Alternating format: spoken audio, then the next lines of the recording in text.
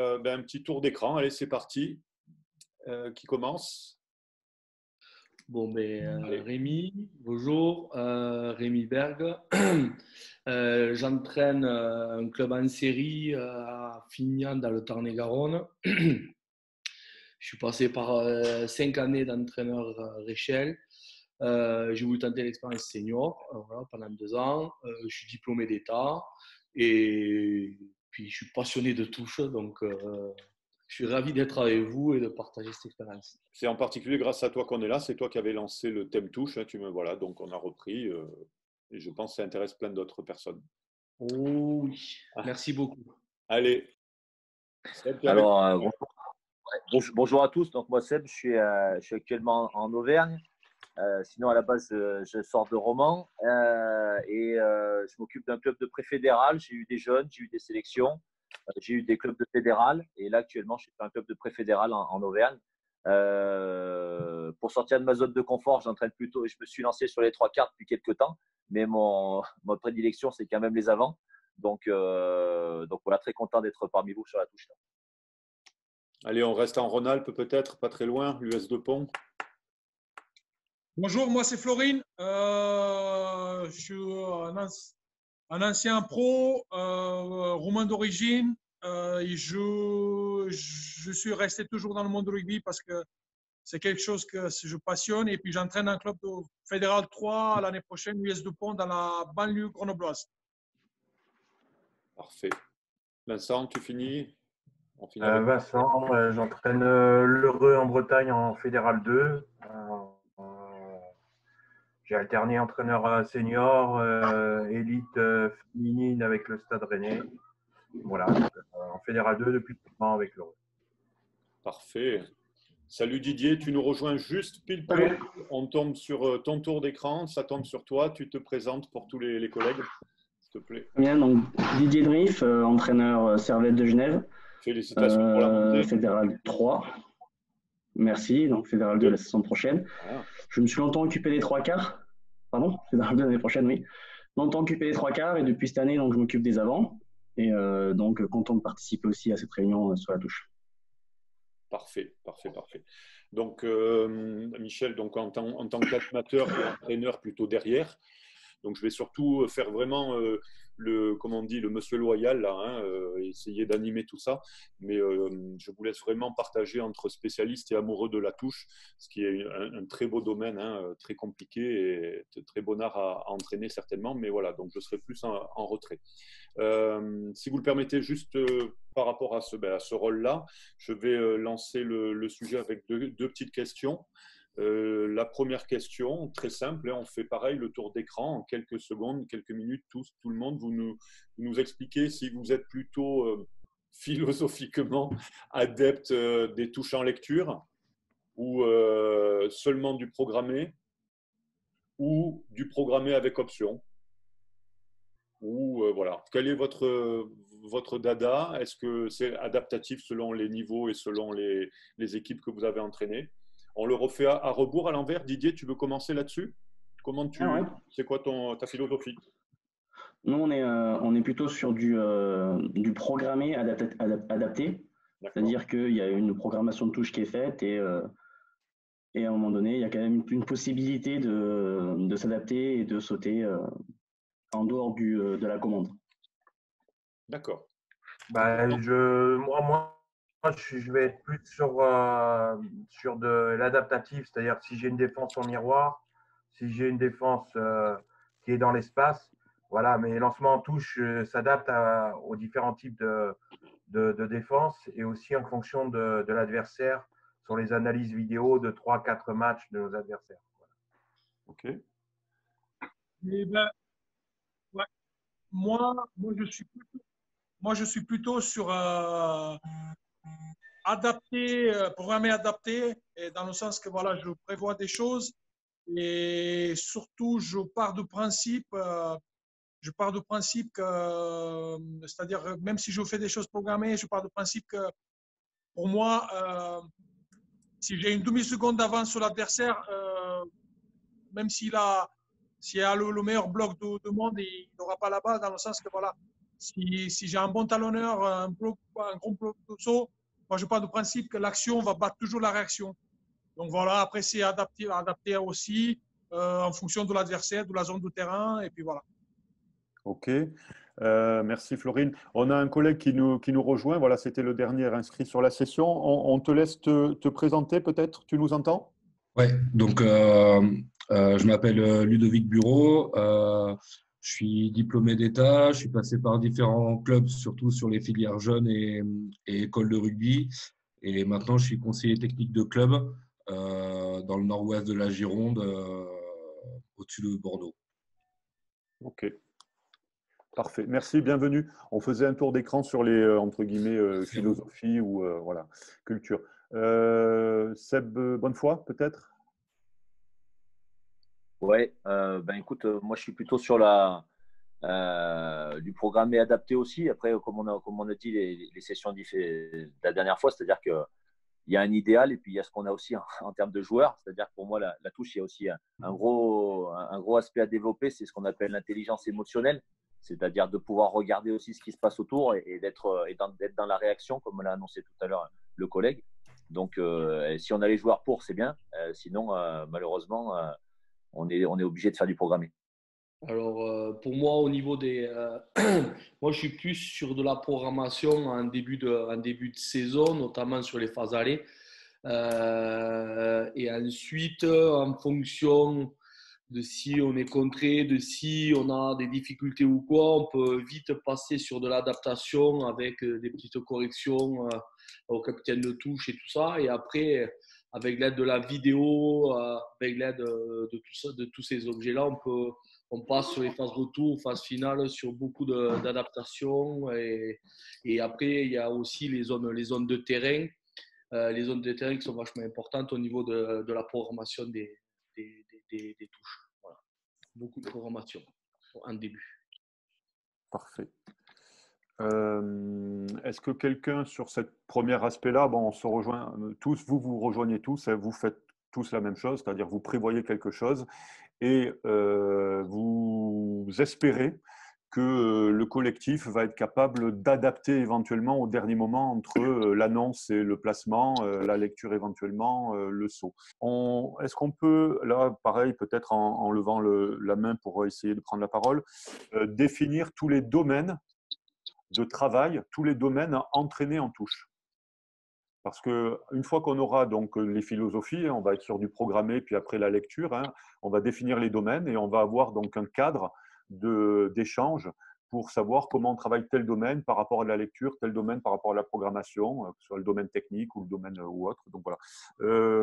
Qui veut commencer sur ça? Quel domaine de travail pour la performance touche? Vas-y Didier. Ouais, si tu veux. Oui, je t'en prie. Sur le principe, ouais, nous, on est plutôt vraiment sur d'abord de la technique, parce que forcément, c'est la technique de nos joueurs qui va influer après sur la programmation, l'adaptation qu'on va pouvoir mettre en place et désigner qui peut s'adapter et qui ne peut pas.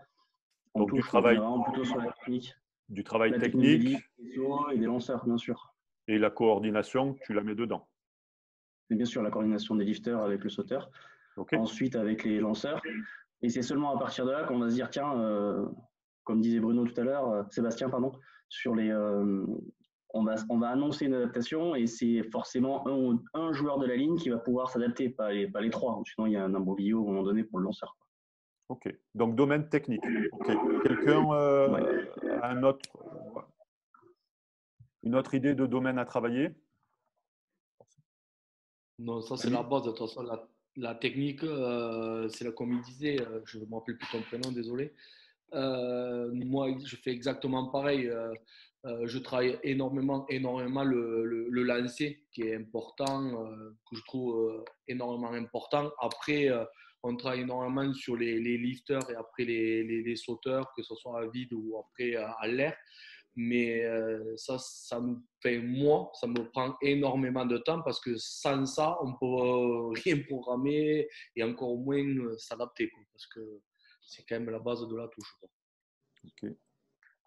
Donc, dans les mouvements, donc, le travail de lancer, pardon, le travail technique, donc il y a le travail au poste, hein, enfin, tous ceux qui sont concernés, hein, en particulier les lanceurs. Travail de coordination que vous mettez dedans. Tout le monde OK? Le travail des gens, des mouvements aussi. C'est le travail purement technique, fermé. Il y a la notion de timing dedans. Il va y avoir la notion de timing et de temps de départ. C'est-à-dire que voilà, on va créer une incertitude pour aller sauter dans un espace libre. Voilà, quel est le timing et quelle communication on va avoir pour avoir l'optimisation sur la réalisation de la touche. Il faut que le lancer parte au bon moment, quelle communication pour avoir de la vitesse sur le lancer et de l'efficience. OK, noté. Domaine technique. Un autre domaine de travail, comment vous travaillez la touche? Est-ce que c'est en plus de la technique autre? Après, la notion physique. Tu peux le travailler en opposition ou avec la fatigue, ouais, comme on dit. Donc, La fatigue. Donc, domaine, en fait, on parle des ressources, vous savez, les ressources techniques. Ensuite, en oppo, c'est la ressource tactique, hein, l'adaptation. Donc, tactique, oui. La ressource physique, donc tout ça, OK. Domaine tactique. Et la ressource mentale aussi. Mental à quel niveau? Au niveau de lucidité, à un moment donné. Au niveau plutôt au niveau de lucidité, de la lucidité. Lucidité. Donc, quand tu travailles en fatigue, après, on travaille aussi la lucidité des lanceurs et des sauteurs, bien sûr. En gros, il y a toutes les ressources qui rentrent en compte dans la touche. OK. Autre domaine? Je ne sais pas comment je peux le définir, ça. Parce que pour moi, je pense que pour vous, enfin pour les collègues, ça doit être pareil. On a un alignement où chacun a des rôles bien définis. Par contre, on se rend compte que dès que le joueur il sort de rôle qui lui est défini, qui change de position, il est complètement perdu, il ne sait plus quoi faire. Si vous avez rencontré ce problème, moi je me confronte à… Je fais un alignement, tout va bien, tout est huilé. Dès qu'il y a un mec qui change, il ne sait plus quoi faire. D'accord. Noté. D'autres domaines dans votre travail sur la touche? Ouais. Il y a aussi l'aspect physique. Après, on l'a un peu entré dans la technique au niveau de la coordination, lift, saut, etc. Il y a aussi tout l'aspect gainage, force aussi, sur ces mouvements spécifiques, quoi. Qui peut être un travail en amont de préparation du joueur sur l'amont, pas seulement la partie énergétique, maintenir de la régularité et de l'efficacité quand on est fatigué, mais aussi sur le travail amont du joueur, quoi. OK. Travail amont. Autre domaine peut-être encore?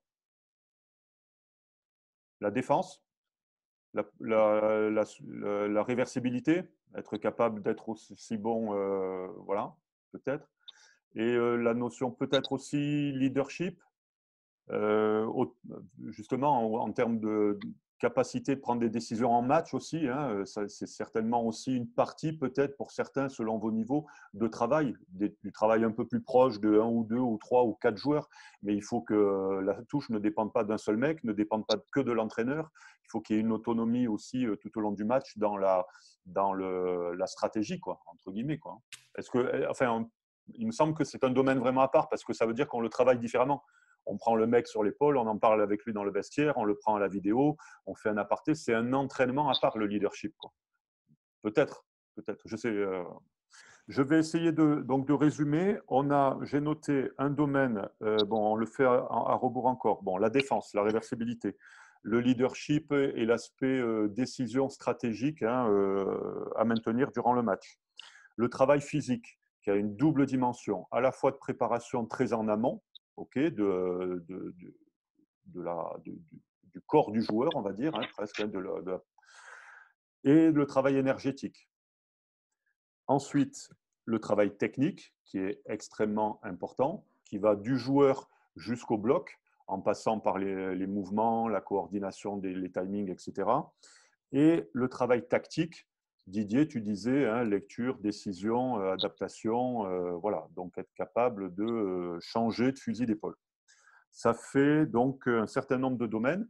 Je les prends quasi un par un et je vous demande juste en proportion combien vous les travaillez, soit par semaine, soit grosso merdo, hein, on va dire sur une dizaine de séances, qu'on ait une idée de pourcentage. Si ce n'est pas la semaine, qu'on puisse être capable de ramener ça à un mois de travail, c'est-à-dire sur un bloc, combien de temps vous passez sur de la vidéo avec un leader, combien de temps vous passez sur de la technique, ou pas, hein, mais c'est juste pour se donner un peu une idée, quoi. Ça vous va? On peut se faire ça là comme jeu? Eh bien, Ludo, tiens, si tu es OK, tu peux commencer à répondre. C'est la partie travail technique, tout confondu. Au niveau de la partie technique, quand la partie touche commence, avant de travailler l'aspect stratégie, tactique et mise en opposition, il y a déjà une petite partie de travail technique pour lancer la séance et pour lancer la situation. Combien de temps à peu près? Comment? Combien de temps à peu près? Ouais, une dizaine de minutes. Une dizaine de minutes, entre 10 et 15 minutes. Voilà, pour lancer. Qui sont des temps de bonus, Comment? c'est-à-dire, c'est des temps de bonus, c'est-à-dire que tu dis à tes joueurs, fais tes lancers avant, et après, moi, je prends la séance et on attaque, ou c'est vraiment le temps du travail, c'est-à-dire que le gonze, il se change à 19h, il rentre du boulot, il sort du vestiaire, il se change, et on commence par la technique ensemble, ou il faut qu'il le fasse à côté? Ce qu'on veut savoir, c'est est-ce que c'est intégré dans ton temps de travail à toi, ou est-ce que tu le laisses en autonomie? Travail technique. Ouais, ça peut varier, ça dépend. Ça dépend du temps de séance avec le thème qui va être abordé après. Je pense que c'est bien de varier, de les mettre en autonomie, mais aussi de mener aussi ces situations techniques pour en vérifier, etc. Après, voilà, c'est vraiment pour lancer la situation et le thème après touche, quoi. Ok. Ouais. Combien de fois par semaine? Une fois par semaine. Une fois par semaine? Une séance de fois touche par semaine menée et après le reste en autonomie. D'accord. Ok. Florine ou peu importe. Hein, pareil, levez la main les gars, comme ça on se verra. Allez, combien de temps de travail technique? Moi, c'est à peu près… après, on a quand même que 12 entraînements par semaine. On essaye de faire ça le plus régulièrement possible. Et c'est quelque chose que je prévois. Et après, je laisse faire. Et puis, j'interviens dès qu'il y a des choses qui ne vont pas. Et puis, des fois, je laisse le jeu. Si ça ne va pas, je laisse le joueur chercher la solution. Donc voilà. Et l'échauffement, je l'inclus dans l'entraînement, enfin, dans la séance, dans le sens que voilà, je fais un échauffement spécifique touche avec un peu de gainage et tout ce qui va avec. Ok. Donc, travail technique isolé par poste, plutôt en début d'entraînement, plutôt en mode échauffement intégré éventuellement, et plutôt en autonomie. C'est ça. Une séance sur deux, une fois sur deux dans la semaine, ou toutes les séances, les 2 séances? Ouais, enfin, j'essaie de prévoir au moins, on a 12 entraînements par semaine, au moins faire des touches à chaque entraînement. Si on peut prendre 10 à 20, à 30 minutes par entraînement, c'est bien. Plus on répète, plus on sera rodé, quoi. Et ça dépend aussi, si tu veux, le nombre des joueurs qu'on a à l'entraînement. Des fois, le mardi, il y en a certains, le jeudi, ça change. Enfin, voilà, quoi. Et, ça dépend du nombre de ballons, ça peut être très compliqué de travailler individuellement, forcément. Ok. Rémi, vas-y, tu veux intervenir? Ouais. Nous, pareil, comme la personne qui vient de dire, Florine, pardon. Florine, pareil, excuse-moi.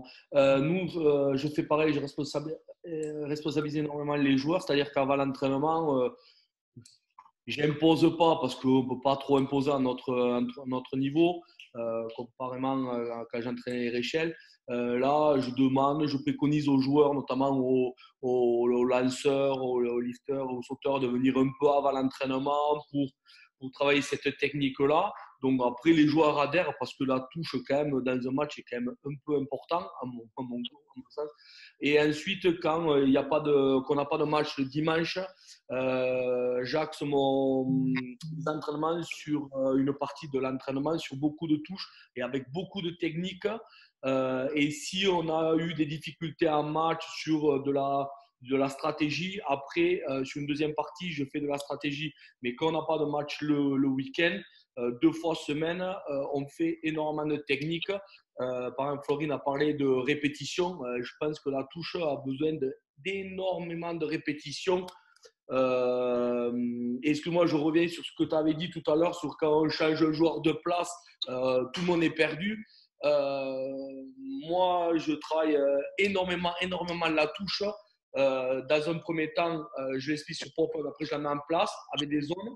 Et ensuite, je mélange tout le monde. Et à force de le répéter en mélangeant tout de partout, avec de la répétition, on y arrive. Mais toujours pareil, comme on avait dit, il faut avoir les joueurs il faut avoir les joueurs qui sont capables de s'adapter, il faut avoir les joueurs avec l'intelligence et tout ça. Bon. J'ai la chance d'avoir des joueurs assez jeunes qui sont capables de le faire. Vas-y, on t'écoute. Je vais aller très vite. Moi, je me suis aperçu que même au niveau fédéral, aujourd'hui, on avait une déficience sur cette faculté de monter vite et haut. Et donc, j'ai instauré une routine qui dure 10 minutes sur chaque séance de touche, où on retravaille sur le déplacement des appuis. On est beaucoup sur ce travail de coordination appui, le travail de connexion entre lifter, sauteur, travailler sur le déplacement en 1-2. Le lanceur travaille de son côté sur des gammes de lancer pour avoir vraiment cette efficience sur le déplacement et le lift. Voilà. Et donc ça, c'est des routines techniques qui répètent au tout début par poste pour qu'ensuite, après, sur le corps de séance de touche, je puisse travailler sur l'aspect stratégique, mais surtout retrouver cette faculté à monter vite et haut. Ils refont leur gamme. On a des touches à nos niveaux. Voilà. Et à partir du moment où ces gammes sont faites, j'y reviens tout le temps, parce que si on ne maîtrise pas ça, tout le reste, on ne sera pas sur une efficience de qualité. Voilà. Je vais après, bon, bien sûr, on va aborder d'autres sujets et Didier, l'autre Seb, tout le monde aura la parole. On va essayer quand même de creuser ou préconclure sur la partie technique. Oui, je suis assez surpris d'entendre un paradoxe en fait dans ce que vous dites. Je suis vraiment très neutre. Je me mets. Vous dites la touche c'est très important parce que c'est vrai que des supporters jusqu'à votre président, en passant par votre concurrent bien aimé, etc. Le premier, à chaque match, ça va gueuler très vite. La première chose qu'on va voir, c'est quand la touche marche pas. Ça, on est d'accord. Donc c'est très important. Mais en même temps, sur l'aspect technique, qui est lui-même le domaine le plus important que vous avez relevé dans le travail d'entraînement de la touche, globalement, c'est la technique qui est prépondérante à notre niveau, contrairement au niveau international, effectivement, où c'est travaillé à côté, on va dire, même pendant les jours off, tu disais, Seb, ok. Finalement, vous la travaillez peu, je trouve, c'est un avis, d'accord ? Parce que, bien sûr, on s'entraîne très peu, 2 fois ou 3 fois semaine. Bien sûr, les joueurs sont là pour travailler plein de choses, d'abord s'amuser. Bien sûr, le collectif paye, l'efficacité du rugby, c'est un jeu collectif, etc. Mais finalement, quand je regarde sur 3-4 personnes qui ont parlé, 3-4 collègues qui ont parlé, 10 minutes par séance, au total peut-être 20 minutes sur l'aspect technique dans la semaine, ça me semble très peu. Alors après, c'est inextricable parce que vous n'avez pas beaucoup de temps. Est-ce qu'il n'y aurait pas d'autres moyens de faire entraîner la technique, peut-être à d'autres moments, avec d'autres façons, pour gagner du temps? Je dis une bêtise, peut-être. Est-ce que vous donnez des ballons à vos joueurs? Est-ce que des joueurs ont des arbres dans leur jardin qui font office de poteaux? Est-ce qu'ils peuvent lancer sur des murs, des arbres? Est-ce que vous leur donnez un cerceau? Est-ce que vous leur construisez des trucs? Est-ce que le joueur qui râle parce qu'il ne joue pas, vous lui demandez presque de lui faire la vidéo où il va faire allonger sur un ballon ou allonger sur son canapé, tête en arrière, et il lance verticalement le ballon, j'en sais rien. Comment gagner du temps? Voilà, c'est une question très simple. Comment gagner du temps? Est-ce qu'il n'y a pas d'autres moyens? Est-ce que ça inspire quelqu'un au niveau amateur? Alors, ouais. Je sais pas. J'attends des avis parce que moi c'est compliqué quoi. Je veux dire. Si tu demandes à ton joueur, allez, je te laisse un ballon. Tu fais-toi des lancers chez toi. Tu crois qu'il te rit au nez? Qu'est-ce que tu en penses, Florine? Je sais pas. Je sais pas. Le mec, il est. Je veux dire. T'as un talonneur qui est maçon, qui est tout le temps à 4 pattes, voilà, et tu vas lui donner un ballon pour faire des lancers. Je dis, mais là, t'es là craqué ou quoi? Tu vois, c'est dans ce sens-là. Après, as un mec qui est étudiant, qui a le temps, oui. Là, oui, tu peux. À moduler, je suis d'accord. Mais en fait, le constat, c'est que vous entraînez peu la technique et beaucoup en autonomie, beaucoup sans fatigue, en début d'échauffement, et puis de toute façon, avec peu de répétitions quand même, hein, enfin, j'imagine. Rémi, tu voulais intervenir, vas-y là-dessus. Pardon. C'est exactement, je vais rebondir sur ce que disait Florine, c'est exactement ça. Moi, j'ai la chance d'avoir des jeunes qui ont la vingtaine. Pareil, eux, je leur demande de venir un peu avant ou quand ils sont avec la fac, je leur demande à un lanceur qui est un peu en dedans, mais essayer de lancer parce que quand tu as du temps et tout, je pense qu'il le fait. Je pense qu'ils le font parce qu'ils ont la fac, ils ont plein de moments où ils ont du temps. Par contre, quand on se retrouve, j'ai eu le cas l'an dernier avec une première ligne, voilà, un peu avec de l'âge. Enfin, lui, tu peux lui dire prends un ballon chez toi pour lancer ou quoi. Il va te dire écoute, moi, quand je rentre, une soirée avant où je vais arroser le jardin, mais le rugby, bon, j'ai déjà 2-3 fois semaine, il y en a largement assez. Donc après, ceux-là, on peut les responsabiliser avant l'entraînement, à lancer un peu. Mais les jeunes, je pense qu'on peut. Ok, bon. Seb Seb, ou Michel, quelqu'un a un avis là-dessus? ouais, Ouais, vas-y. ouais, simplement ce que tu disais tout à l'heure. La première chose qu'on voit quand ça ne fonctionne pas, c'est effectivement la touche en match. Et souvent, on commence à avoir de la pression par rapport à ça. Moi, ce que j'ai mis cette année en place, quand on a eu un petit peu de pression sur la touche où ça ne fonctionnait pas, c'est de dire, en fonction de ceux qui peuvent venir, bien sûr, parce qu'on a des problèmes aussi professionnels, de venir une demi-heure, trois quarts d'heure avant. Enfin, on a une demi-heure de travail où on faisait travailler que les avants sur la touche et on retrouvait le côté ludique.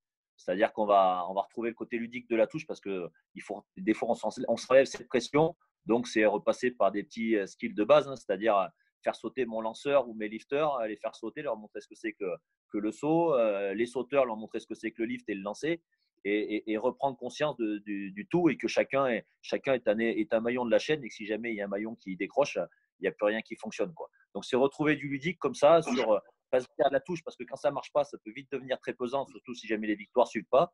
Et dire, ben, on revient sur du ludique, on s'amuse et on fait des petits skills. Et comme disait tout à l'heure Sébastien Bruno, c'est vrai que l'intersaison avec le beau temps, c'est toujours un moyen qui est c'est toujours du temps. Les gens peuvent rester plus longtemps, ils sont encore en vacances. Et puis il fait bon et puis on peut travailler tranquillement plutôt que l'hiver en Auvergne, quoi.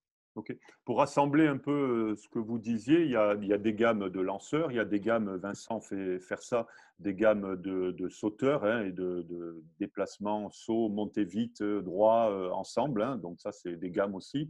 Et toi, tu fais l'association de toutes ces gammes-là, hein, par une révision, hein, de travail par bloc avec lanceurs, etc. Donc tout ça, j'ai l'impression que vous le faites donc plutôt en début de séance.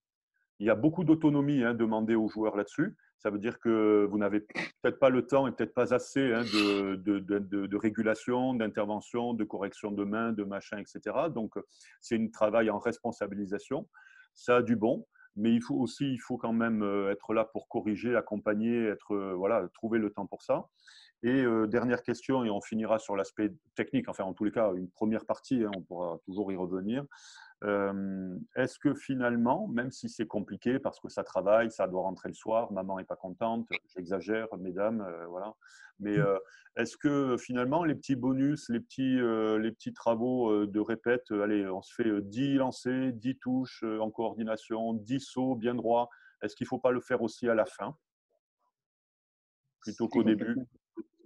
Parce que si on ne travaille toujours que quand on est lent, quand on n'est pas concentré, qu'on sort du boulot, etc., c'est pas pareil que tu ne retrouves pas le schéma du match. Jamais. Oui, je pense qu'il y a un mal aussi très français. Tu parlais de petits ateliers que le mec peut travailler chez lui en technique individuelle. On n'a pas trop cette culture-là. On n'a pas trop cette culture-là. Et les mecs, quand on leur dit, bah, tiens, au lieu d'avoir tes mains dans les poches chez toi ou autre, prends un ballon, travaille sur ça, parce qu'il y a plein d'ateliers qui peuvent permettre de développer chaque qualité. Et on a ce mal très français de ne pas le faire. Les Saxons, eux, ils arrivent, ils sont capables de prendre un ballon dans leur coin et de travailler voilà, un quart d'heure de lancer. L'autre, il va travailler autre chose. Et ça, c'est dans notre culture. Il faut qu'on l'intègre maintenant dans les joueurs pour qu'ils comprennent que l'aspect technique est capital. Ok. Donc, ils doivent le travailler aussi, eux, de façon individuelle. Cet aspect-là, game, jeu, concours, challenge, ça vous parle? Il y a des trucs qui peuvent être faits à tout niveau. Vas-y, Moi, Ludo. je Didier, rejoins d'abord Ludo, après Sébastien Didier. sur. Ouais, pardon. On t'écoute. Excusez-moi. Ouais, je rejoins Sébastien sur cette philosophie d'entraînement. Moi, je suis vachement là-dessus. Bon, après, je suis intervenu beaucoup sur les jeunes, donc c'est un peu différent. Mais en senior, je pense qu'il faut faire la même chose sur cet aspect de challenge, de concours, de points à gagner, et voire même de sanctions pour les perdants. Après, Sanction sympa, tu veux dire? Sanction ouais, sympa. ouais, sympa. Ouais. On va Qui pas les reste sur le flageller. terrain, en tout cas. D'accord, mais ils vont nettoyer les maillots, ranger les vestiaires. Ok. C'est Faire des ça. bières après le match. Servir des bières. Servir des bières. Ou des burpees pour les plus tortionnaires. Mais, Ah, quand même, ouais, quand même. Ok. euh, donc, effectivement, là-dessus. Après, euh, moi, j'ai mis en place aussi au niveau des lanceurs, en général, quand ils arrivent un peu avant, justement, un challenge avec différentes distances par rapport au poteau euh, pour identifier les différents blocs. Et en fait, ben, c'est le lanceur qui arrive à mettre le plus de ballons sur le poteau au plus loin, avec un nombre de ballons par espace, etc. Donc, au bout de 3 lancers sur, par exemple, les 5 mètres, il valide les mètres supplémentaires, Ouais. etc., etc. Ok. Donc ça, par rapport Aussi, à l'arrivée des joueurs une demi-heure avant, on parlait de ça. Ça peut être un challenge entre les premières lignes. Et il y a même des premières lignes aussi qui ne savaient pas lancer et qui s'y ont mis, quoi. Donc, C'est stimulant, comme disait Seb, c'est voilà, stimulant. c'est Ok. ça. Ok. Didier, on t'écoute? Moi, c'est exactement ce que je voulais dire, c'est que nous, on finit les entraînements par des challenges et c'est eux-mêmes qui se challengent en fait. C'est eux qui mettent leur gage ou peu importe. Ça se fait ça à la fin de l'entraînement et en début d'entraînement, c'est comme disaient les collègues, c'est la même chose, c'est des routines de lanceurs. Donc, je ne vais pas répéter comme dit Ok. les collègues. Entre eux, c'est-à-dire qu'ils se tirent la bourre, ils vont s'inventer un truc, ils font. C'est ça. Le souvent, c'est ranger le matériel. Ça peut être aussi la bière de Ah, la fin tu d'entraînement parlais pour la de sanction, mais base. sinon, après, c'est quoi? C'est Voilà. sur poteau? C'est comment? Ah non, C'est non, quoi leur c'est challenge? à la fin de l'entraînement, nous on s'entraîne ensemble, donc c'est l'équipe 2 contre l'équipe 1. Et ils se tirent la bourre, l'équipe 1 contre l'équipe 2, tout simplement. Et c'est là qu'ils se mettent ce qu'ils ont envie de parier, ils se le parient. Nous on est quand même là pour quand même contrôler. Et c'est là qu'ils se tirent la bourre, ils font quand même 10 lancers chacun, ça fait un bon quart d'heure, 20 minutes de plus, quoi. D'accord, ok. Combien? Alors, combien sont purement amateurs? Ah, nous on est 100% amateurs. 100% amateurs, personne payé. Donc, ce n'est pas du tout la même approche. Et puis, il y a d'autres joueurs de Fédéral 3, Fédéral 2, hein, qui ont leur petit truc quand même, on est d'accord. Donc, c'est une approche différente. Mais pourquoi ne pas envisager, alors d'abord dans l'aspect formation, tu as raison Seb, hein, dans l'aspect formation, il y a quand même des tests d'évaluation à faire. À un moment donné, est-ce que tu touches la zone du fond 5 fois régulièrement, la zone du milieu, avec du mouvement sans mouvement, la zone de devant, dans le bon timing ou pas? Enfin, bon, voilà. Donc ça, chacun peut monter sa petite grille d'évaluation et faire ses tests, effectivement. C'est assez objectif pour dire à un joueur, tu n'as pas le niveau, on te garde pas, mais c'est aussi objectif pour dire tu joues pas. Enfin, ça, c'est après, c'est l'aspect formation. L'aspect stimulation qui est quand même super important. Donner envie de progresser aux joueurs, quoi. Donner envie.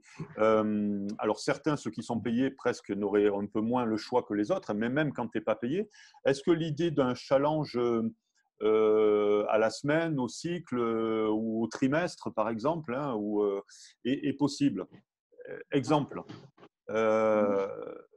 Celui qui atteint les 100 lancers, faire 100 lancers tout seul, avec des conditions de réussite, hein, par zone, etc. J'en sais rien. Il y a l'aspect lancé, il y a l'aspect bloc. Celui qui va monter 10 fois le bloc et tenir le bloc 3 secondes en l'air. Hein, donc, qui se mettre ça dans un tableau, dans un vestiaire, j'en sais rien. Hein, et les joueurs notent. Alors, les tricheurs, on s'en fout, c'est pas le problème. L'important, c'est qu'ils comprennent qu'à un moment donné, ils sont maîtres aussi de leur performance. Je pense que c'est pas un discours. Moi, je pense pas qu'on soit trop dur. Je pense pas qu'on soit déplacé. Je pense parfois on n'ose pas. On n'ose pas proposer sans lancer l'étalonneur, combien de fois, hein, en combien de jours d'entraînement, de semaines, vous avez fait vos 100 lancers.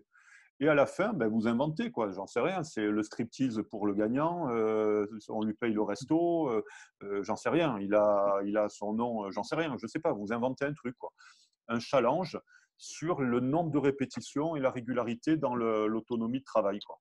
Est-ce que je déconne encore ou pas? Je délire? Mettre un challenge en place avec un nombre de répétitions, ou alors c'est ouvert, hein, c'est-à-dire sur un mois, on a 3 matchs.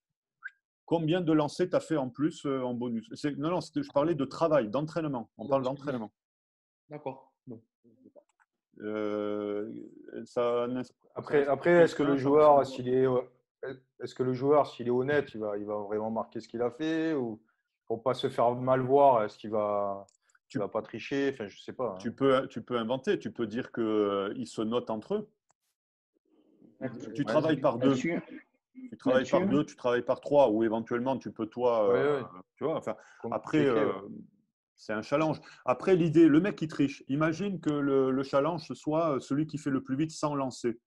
Le mec qui triche, il en encule 10. Il en a fait quand même 90, quoi. Tu vois, voilà. Didier, on t'écoute. Ouais, c'était pour là-dessus. Bon, j'ai un collègue qui est basketteur et qui est aussi le shoot qui est très important chez eux, qui ressemble au lancer du rugby. Et eux, ils ont, ce que tu viens d'expliquer concrètement, ils ont des fiches où ils ont 10 zones de lancer à faire, et dans chaque zone, ils doivent lancer 10 paniers pour passer sur l'autre zone. Et comme tu dis, c'est le collègue qui compte. Et tous les lundis, quand ils arrivent à l'entraînement, c'est concours. On commence par ça, l'entraînement, c'est on enchaîne tiens, poste 1, poste 2, poste 3, poste 4, poste 5, tu as 10 ballons à rentrer. Tant que tu n'as pas rentré les 10 ballons, tu ne passes pas à l'autre poste. Tu peux faire une finale, ouais, tout à fait. Exactement. Ça, je ne le faisais pas, et je pense que l'année prochaine, ça va être mis en place parce que c'est une très bonne idée, ça. Ok. Mais j'avais jamais pensé. On partait du constat qu'en fait, le travail technique est le travail prépondérant de l'entraînement au niveau amateur de la touche, que la touche est une rampe de lancement, comme on le dit, prioritaire et voilà, très importante. Et on partait du constat qu'en fait, on ne la travaillait pas beaucoup, on n'avait pas le temps et pas les moyens de travailler ça. Donc, il faut trouver des choses. Faut trouver. Je vous propose, pour essayer de rester dans le timing, probablement que je proposerai une autre date sur la touche parce que c'est tellement intéressant et vaste qu'on a certainement beaucoup de choses à voir.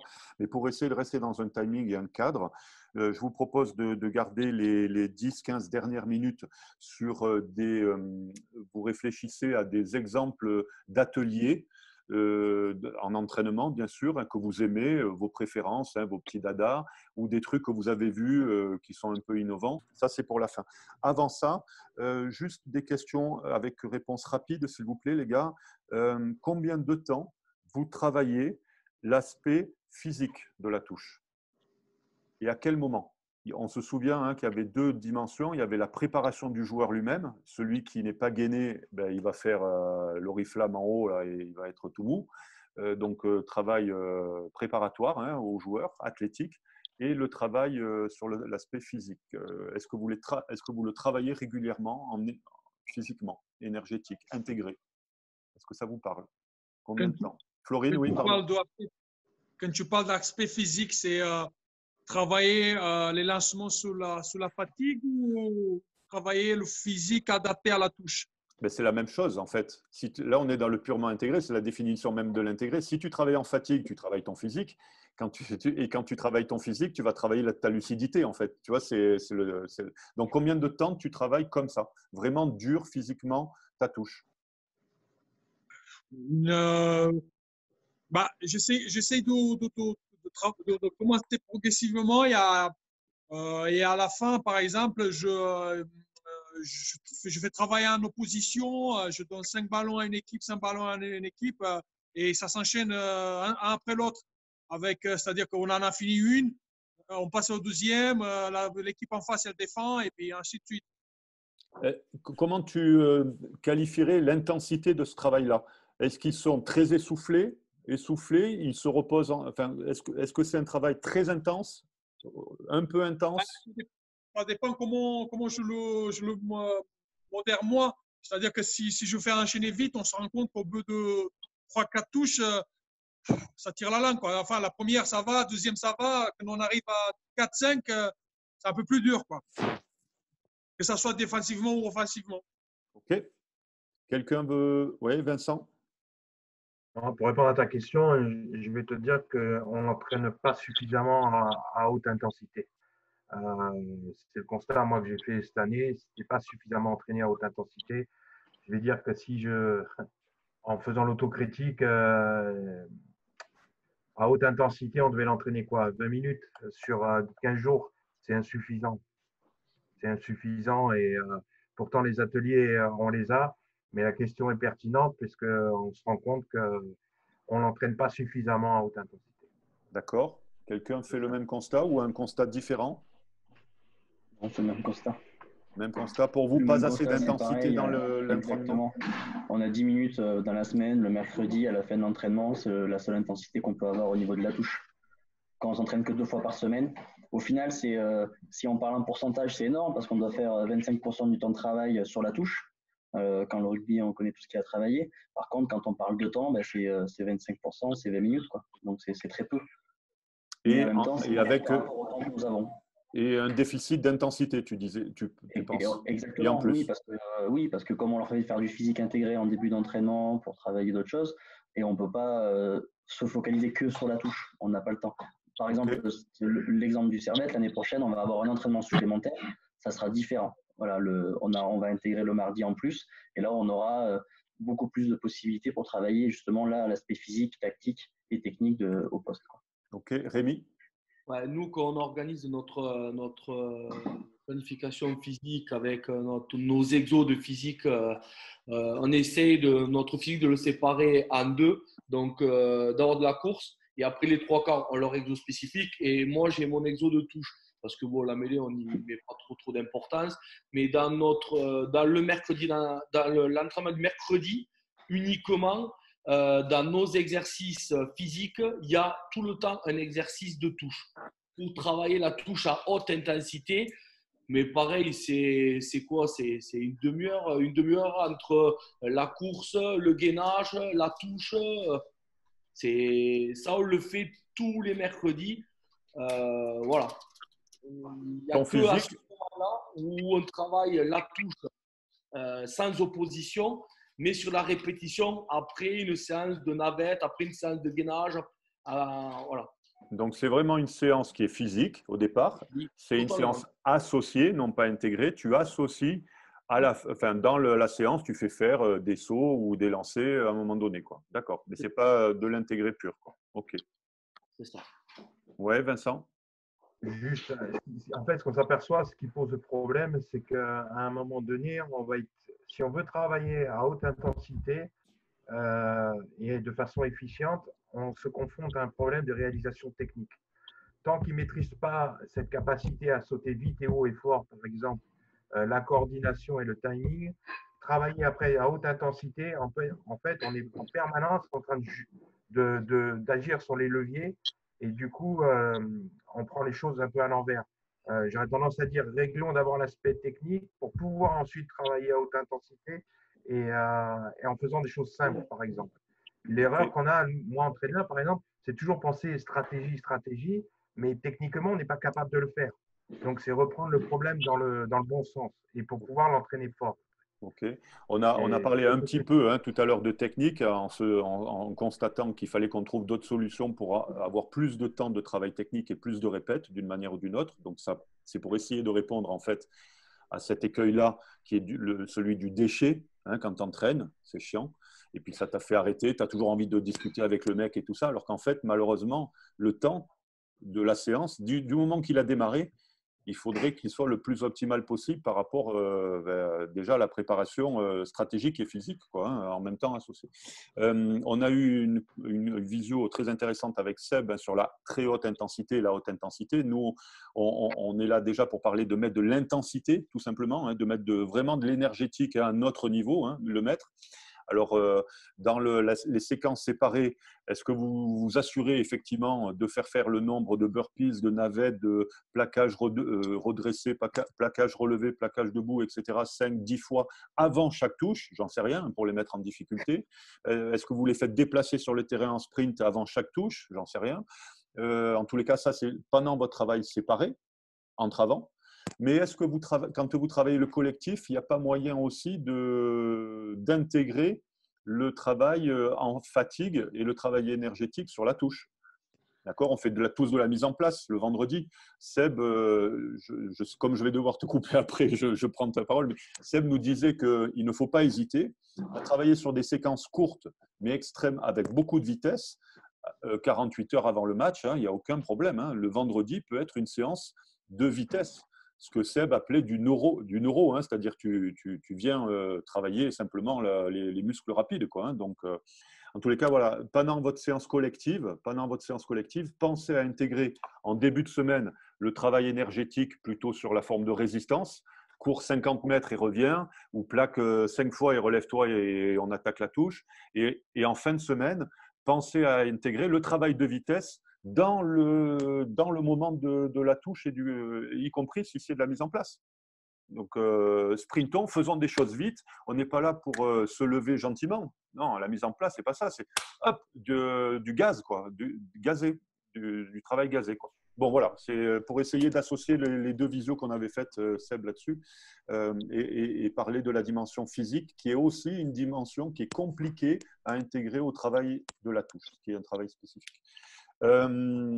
Question, est-ce que vous constatez, en plus du déchet technique, hein, qui est malheureusement un problème, hein, à notre niveau, l'aspect physique, est-ce qu'il y a quelque chose qui nuit à la qualité de l'entraînement en touche?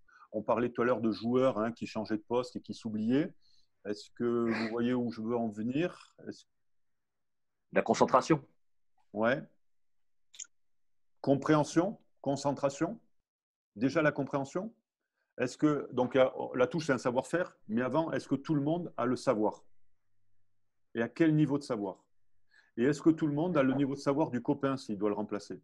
Est-ce que tout le monde a le niveau de savoir suffisamment ancré, on a suffisamment tapé sur le clou pour qu'en match, il ne s'oublie pas? Hein, le lifter qui s'oublie, ouais, les deux premières, il va les faire propres.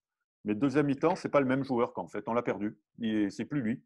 En fait, est-ce que c'est… Bon, oui, il y a le physique, il faut travailler, on l'a vu, hein, il y a la coordination, il y a tout ce qu'on veut, hein, cohésion du groupe, hein, touche, mais il y a aussi le savoir. Est-ce qu'il a suffisamment compris la chose? Est-ce que c'est suffisamment réflexe pour lui? Comment entraîner le savoir de la touche? Comment vous l'entraînez, ça? Le savoir, oui, le savoir, c'est important. Moi, j'essaye chaque fois quand je mets en place des touches, de les faire sur PowerPoint parce que voir une vision, voir une touche se dérouler sur l'ordinateur, après, c'est beaucoup plus facile à la mémoriser, à la faire.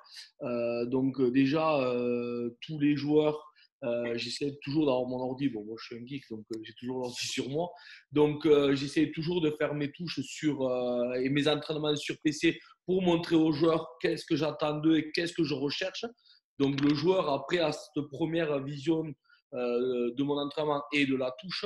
Et ensuite, voilà, c'est de la répétition, c'est une pédagogie de répétition et tout, à toujours répéter, à déplacer les joueurs, répéter. Bon, au début, moi, je suis sur des séances très, très longues. Donc, bon, je ne sais pas si c'est bon, ça que je veux. Donc, en termes d'outils et de méthodes, tu parles de montrer les choses, PowerPoint, oui. Montrer. Répéter énormément, bien sûr, mais peut-être répéter en marchant jusqu'à après le OK. Voilà. Il y avait l'outil vidéo que tout le monde n'a pas, hein, mais il y a l'outil vidéo. Est-ce qu'il y a d'autres outils, est-ce qu'il y a d'autres méthodes pour enseigner, faire passer le savoir et s'assurer que le savoir est partagé par tout le monde? Moi, des fois, je travaille avec une sorte de mise en situation, mais sur des scénarios en fait. C'est-à-dire, voilà ce que j'ai, je les prends en petits groupes quand c'est le moment de boire ou un truc comme ça, et dire, ben voilà, on a telle problématique en face, il y a un gros bloc de saut en première zone, qu'est-ce qu'on va proposer. Et justement, peut-être pas au leader de touche de trouver, mais qu'il y ait une discussion entre eux. Peut-être, tu vois, qui commencent à se préparer des petits scénarios, ça les engage à rien, et de voir pourquoi ils proposent ça. Tu as raison, parce que en fait, c'est une pièce de théâtre hein, qu'on met en scène, donc il y a un contexte. Et de temps en temps, ben, il faut que le scénar il soit maîtrisé, quoi. C'est évident. On s'adapte. Et pour aller un tout petit peu plus loin par rapport à ce que tu dis, c'est que c'est de la concentration, mais il y a aussi de la reconcentration. Et il y a un truc que j'aime bien faire aussi souvent, c'est à la fin de l'entraînement, dire voilà, c'est le dernier exercice, après c'est la fin de l'entraînement. Et justement, prendre les avants et leur dire, alors que dans leur tête, ils ont complètement déconnecté, ils se disent c'est bon, je fais mes derniers sprints et je rentre au vestiaire. Leur dire non, vous par contre, vous restez encore 10 minutes. Donc, il faut se reconcentrer. Alors, déjà, il y a un petit peu ça les fait un petit peu chier parce que ça peut être une soirée de Il y a la bouboule qui monte. Ouais. Voilà. Donc, déjà, ça commence. Mais là aussi, et là, c'est le travail du leader, justement, de reprendre tout le monde, de les reconcentrer. Et c'est là qu'on voit aussi on travaille ça de temps en temps, mais c'est pour leur montrer qu'il y a un travail de rediscuter derrière en disant qu'il y a un travail de reconcentration à avoir. Tu as raison. Les bouboules, je pense qu'ils ont les mêmes quand tu as un gros défenseur en face qui vient te casser les couilles sur une zone, quoi. Donc, c'est la même chose, quoi. Avale ton truc.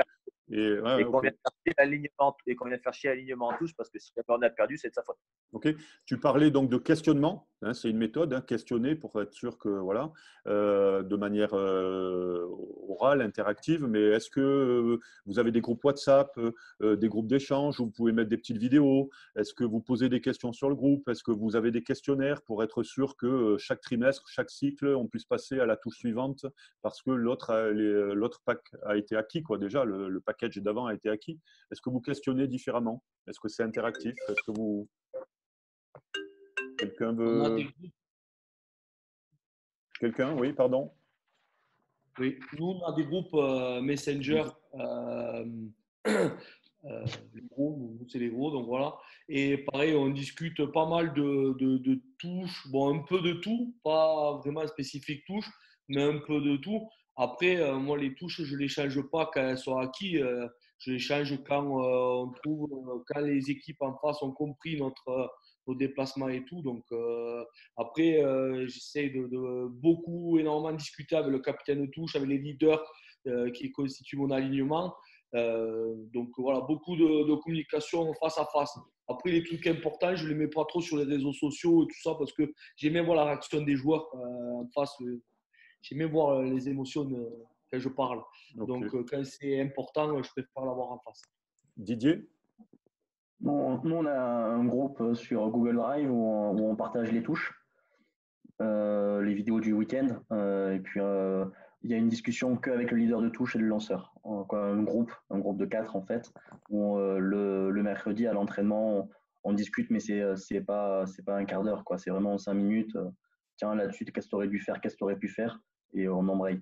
On fait pareil, c'est pas suffisant, mais on fait que ça.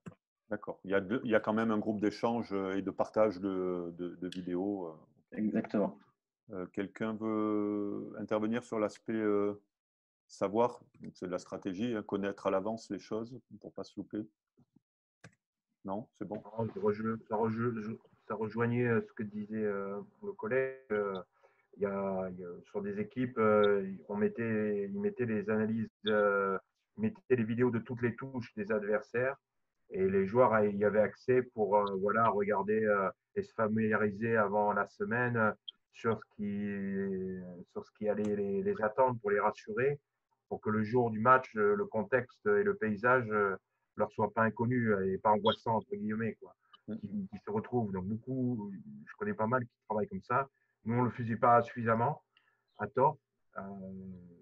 Et un autre outil, c'est aussi changer les rôles, c'est-à-dire demander peut-être à un pilier de se mettre à la place du neuf et d'annoncer, de commander la touche par rapport à un paysage qu'il peut avoir en défense. Responsabiliser en changeant les rôles. C'est un autre outil. Bien sûr, pour ne pas questionner ou ne parler qu'à ceux qui s'intéressent à la touche. Ouais. Parce que le petit pipi ou le troisième ligne un peu rondelé, là, on ne le fera jamais sauter, ben lui, de temps en temps, il va s'oublier parce qu'il est moins intéressé par ça, a priori, alors que bon, il a quand même un rôle. ne serait-ce que pour faire une feinte, un leurre, se déplacer avec le mec du fond, se passer devant, bouger ses pieds. Enfin, il a toujours un truc à faire. Et il faut qu'il connaisse les mouvements. Il faut connaître, pour questionner. Ouais. Pardon? Tout le monde doit être concerné en touche. Absolument. Tout le monde. Tout le monde. On est OK. On creusera cet aspect-là. On n'a pas parlé de défense, on n'a pas parlé de plein de choses. On fera une autre session certainement. Je ne vous la promets pas, mais je ne m'y engage pas, mais je vais faire le maxi vraiment. C'est très intéressant. Il nous reste moins de 10 minutes. On va le faire un peu plus directement. Petit tour d'écran. Est-ce que vous avez des ateliers un peu bonnards à faire partager aux copains? Des trucs ludiques, bonnards, un peu aller dans toutes les dimensions. On ne va pas avoir le temps de faire beaucoup plus, mais est-ce que vous avez vu des choses et vous faites des choses voilà, qui font bander les joueurs, quoi, déjà? Parce que ça amener de la nouveauté dans un travail aussi répétitif et régulier, c'est compliqué. Quelqu'un veut commencer là, un petit atelier bonnard à partager aux copains? Ouais, non, je leur fais faire des petits ateliers quand on travaille sur du duel. C'est-à-dire qu'on fait 2 équipes. Alors, c'est un bloc-saut contre un bloc-saut avec un lanceur pour travailler. Et il y a les 5 zones de saut. Nous, on a 5 zones de saut. On leur fait lancer 5 fois. Si 5 fois ils ont le ballon avec un adversaire qui jette juste un bouclier, derrière, ils ont un duel avec un autre bloc-saut. Et s'ils ont gagné 5 fois, ils ont 5 ballons. S'ils ont gagné 4 fois, ils ont 4 ballons. C'est 3 ballons. Et l'équipe adverse fait la même chose. Voilà, duel par bloc. Duel par bloc, mais on gagne le nombre de lancers. C'est-à-dire que ce n'est pas 3 lancers chacun. C'est si tu veux t'élancer, il faut atteindre la cible 5 fois. Tu as 5 ballons, tu l'atteins 3 fois, tu as 3 ballons. D'accord. OK. Je vais essayer de l'expliquer, mais bon, rien. Il faudra avoir son Velleda la prochaine fois, tout le monde. Là, on va se faire des petits schémas et tout ça. Là. Mais, ouais, c'est le défaut des visios comme ça. Mais, bon. Donc, moi, je fais un premier carré où je mets le talonneur dedans. D'accord. Ensuite, je fais un autre carré qui reprend les 5 mètres. D'accord. Tout le tour. Et après, je mets un talonneur avec un ballon et un bloc contre un bloc. Ok, le talonneur peut se mettre n'importe où. Et par exemple, s'il se met là, le bloc offensif se met en face et il lance. Donc, la défense doit être réactive pour se mettre en face. Et c'est le contraire. Après, ils bougent, ils peuvent se mettre là, là, là. Et en fait, ça les fait bouger. Le problème, c'est que c'est extrêmement physique parce qu'ils se déplacent partout. Et l'objectif, c'est de travailler la réactivité et dans un moment un peu de fatigue. OK. Voilà. Parfait. Je ne sais pas si tout le monde a compris, désolé. Mais... Oui, on connaît le travail où les blocs se déplacent dans l'espace un peu à 360 degrés. On connaît ce travail-là. Toi, tu l'as géométrisé. Voilà, tu as mis une forme géométrique à ça. Donc, c'est intéressant. Quelqu'un a autre chose à proposer? Moi, j'ai… Ouais, bon, vas-y, Florine. Moi, j'ai un truc, après, je sais pas, c'est plutôt un début quand je commence à travailler la touche. Je partage les mecs avec 2 sauteurs, un sauteur, 2 lifters, un peu dans un petit périmètre. Et après, chacun saute, il se passe la balle en l'air. Et tant que le bloc d'à côté, il n'a pas sauté, je lui fais la balle à la base.